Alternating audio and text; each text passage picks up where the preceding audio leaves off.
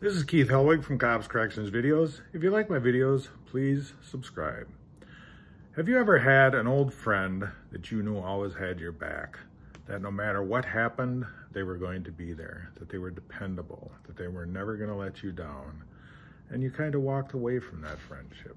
You kind of found something different and moved on. And then realized after a couple of years that you really valued what you had. Well, that happened to me recently. A few years ago, I decided that I had an old friend that just wasn't serving its purpose anymore, so I sold it to a friend of mine. Now, my old friend is this, a Smith & Wesson Snub Nose 38. This old friend rode in my coat pocket for almost 20 years as a backup gun. It rode in my vest pocket as a backup gun. It's a Smith & Wesson, it's a 6-shot revolver. It's not, that I know of, considered a Model 10. It doesn't have a model number on it. However, this gun was made a year before I was born, and it still has one of the slickest actions. You can see the gun's empty. That's imaginable, especially when you do it in single action mode. So anyways, I carried this and I decided, you know what, it's time to move forward. It's time to get modern. So what did I do? I went out and I got what is a great gun. I got a Glock 43. Now the Glock 43 is really great. It's dependable. You know, it's like all Glocks. It's very dependable. It holds 7 rounds as opposed to the 6 rounds. And it's a gun I feel comfortable carrying. But you know what? My old friend was something that I learned to shoot on. When I started, way back when God was a kid, back in '77, when I went through criminal justice, we trained on Smith & Wesson Model 10s. Now they had 4-inch barrels. This is, of course, a snub nose, but otherwise everything is exactly the same. This is what we trained on. This is what we were trained to use. When I first got into corrections, I was on the emergency response unit, and we were issued Smith & Wesson Model 15 combat masterpieces. Now, a lot of people cut down on the revolvers because of the speed of loading. You only have 6 rounds, blah, blah, blah. There's an old saying, with a revolver, you have 6 for sure. You're not gonna get a stovepipe if you limp wrist it. You're not gonna get a jam. You're not gonna have a failure to feed. It's going to go click and it's going to go bang. And as far as reloading, okay, when I first started, we had dump pouches. You had a grand total of 18 rounds at your disposal. You had 6 in the gun and then 12 on your belt. But then they came along with an invention, which was fantastic, the speed loader. The speed loader, you took it, put it in the gun, turn the little handle, bam, you're loaded, you're ready to go again.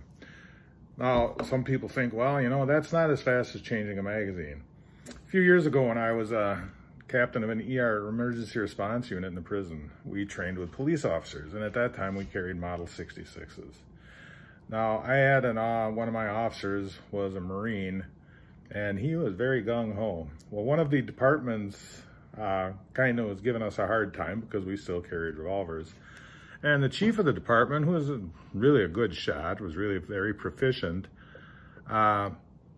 we issued a challenge to him that he could load up 3 magazines with 6 rounds, have 6 rounds in his gun. My officer would have 6 rounds in his gun and 2 speed loaders on his belt.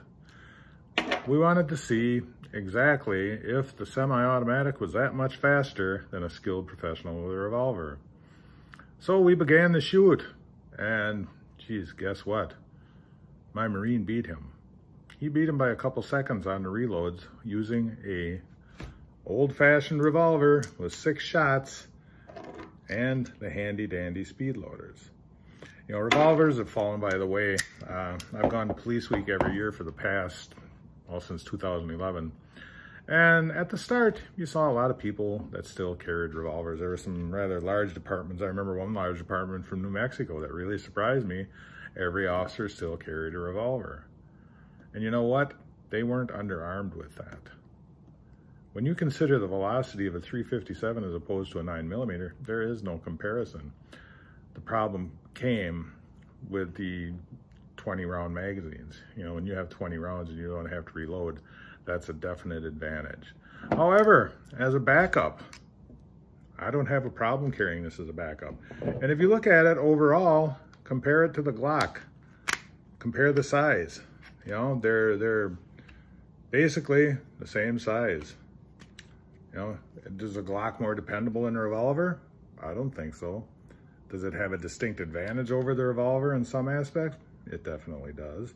Does the revolver have some distinct advantages over the Glock in some circumstances? It certainly does. If I were to fire this pistol in my pocket, it would be a one-shot musket, because when that action comes back, it's going to catch on something. On the other hand, if I have this in my pocket and I cock it and fire it, it's ready to go again. Or even if I do the full double action, it's ready to go again. So which one is better? It depends on what you're trained on. It depends on what you prefer. Anyways, I had a ride-along with me a couple weeks ago, and it happened to be the ride-along that purchased my old Smith & Wesson. And I was talking to him, his name is Tyler, and I said, you know what, Tyler, I really miss having my old Smith & Wesson snub nose.